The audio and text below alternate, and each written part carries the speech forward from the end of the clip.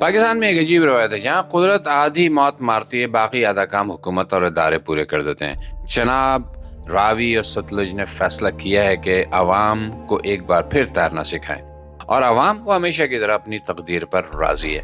1.5 لاکھ لوگ نقل مکانی کر چکے ہیں، لیکن ہمارے وزیروں کی زبان پر وہی پرانی تسلیاں، شکر کریں جان کا نقصان نہیں ہوا۔ جی ہاں، کھیت گئے، مکان گئے، بجلی گئی، کاروبار گیا، لیکن جناب جان تو بچ گئی نا۔ جیسے کوئی ڈاکٹر آپ کا پاؤں کاٹ کر کہے مبارک ہو سر، آپ زندہ ہیں۔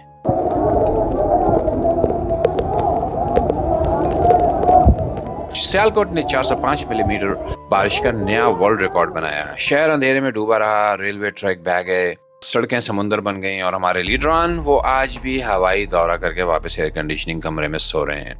NDMA والے کہہ رہے ہیں کہ اگر گلیشیئر پھٹے تو اور زیادہ تباہی ہوگی۔ واہ، جیسے باقی سب کچھ تو ابھی پکنک ہو رہی ہے۔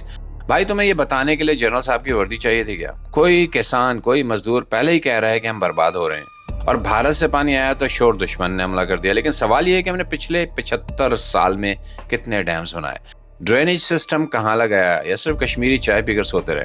یاد رہے 210 کا سیلاب، کہا گیا سبق سیکھیں گے۔ یاد رہے 214 کا سیلاب، کہا گیا اگلی بار بہتری تیاری ہوگی۔ یاد رہے 222 کا سیلاب، کہا گیا دنیا کو قصوروار ٹھہرائیں گے۔ اور اب 2025 کا سیلاب ہے اور عوام اب بھی ویسے ہی مجبور ہیں۔ اصل المیہ یہ ہے کہ ہماری سیاسی جماعتیں سیلاب کے وقت بھی پوائنٹ اسکورنگ کرتی ہیں۔ ایک کہتا ہے صوبائی حکومت کی ناکامی ہے، دوسرا کہتا ہے وفاق کا قصور ہے، لیکن جب ووٹ لینے کا وقت آتا ہے تو سب ایک ہی لائن لگاتے ہیں، ہم ہیں آپ کے خادم۔ ہمارے MNAs اور MPAs کا حال یہ ہے کہ عوام سیلاب میں ڈوبے ہوئے ہیں، اور یہ لوگ اپنے ایئر کنڈیشننگ ڈرائنگ روم میں بیٹھ کر کہتے ہیں ہمیں فنڈز کم ملے ہیں۔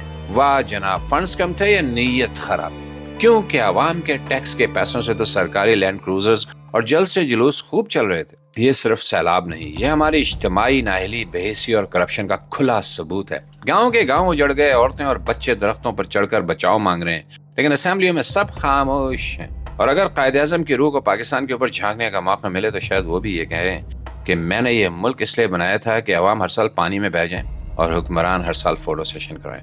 پاکستان میں سیلاب آتا ہے، عوام ڈوبتے ہیں اور لیڈر تصویریں کھنچواتے ہیں، اور اگلے سال پھر یہی تماشا دہرایا جاتا ہے۔ یہاں سیلاب ہے اور بے حسی دونوں ریگولر وزٹرز ہیں۔ فرق صرف اتنا ہے کہ ایک پانی لے کر آتا ہے، دوسرا وعدے۔ میں ہوں ندیم ندوی، اور اب دیکھتے رہیے ہمارا چینل دیسی لاؤڈ اسپیکر۔ سبسکرائب کیجیے، لائک کیجیے اور دوستوں کے ساتھ شیئر کیجیے۔ اللہ حافظ۔